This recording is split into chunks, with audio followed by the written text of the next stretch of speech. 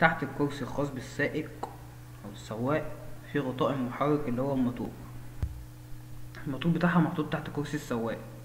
مش احنا قلنا ان الموضوع زي الميزان، لما شايل حمل على الشوكة ديت، يبقى الحمل المقابل فين؟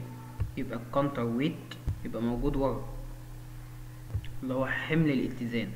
كونتر ويت اللي هو حمل الايه، اللي هو حمل الاتزان. دي كده مكونات الفورك ليفت: شبكة علوية، كتينة الرفع، بيستم الرفع، الحمل، تمام، حماية بتاعت الحمل، تمام. عندي بنز تحريك الشوكة، عندي الشوكة، محور أمامي، محور الخلفي، غطاء محرك. متنساش طبعا أهم حاجة حمل الاتزان كونتر ويت. كده المكونات بكل بساطة.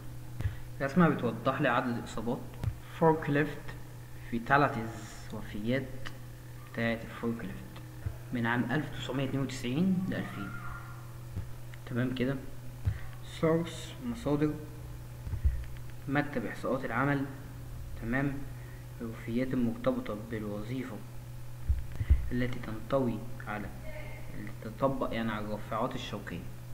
هنا رسمة توضح عدد الإصابات والحوادث طبعا في سنين مختلفة، توضح مدى خطورة الايه التعامل مع ايه، مع الفورك ليفت. في فيديو ان شاء الله هشرحه، تمام، بس بعدين اقوله واتكلم فيه.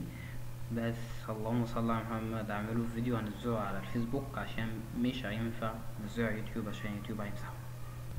التعامل مع هذه المعدة من اخطر ما يمكن. تعال نشوف ارشادات عامة. ما هي ارشادات السلامة التعامل مع هذه المعدة اللي هي الفورك ليفت او الايه، الرافعة الشوكية؟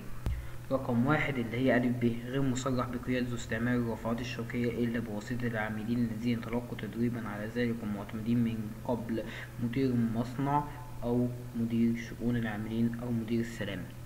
الشخص ده اللي هو مين اللي بيبقى واخد تدريب كافي وعنده خبرة كافية وعنده مهارات سكيلز، وعنده ايه، عنده سكيلز مهارات،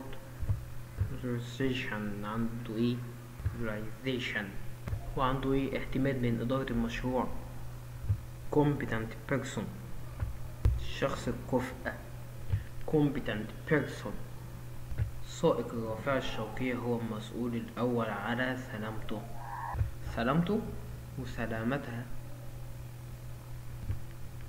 قصده على مين؟ على المعدة.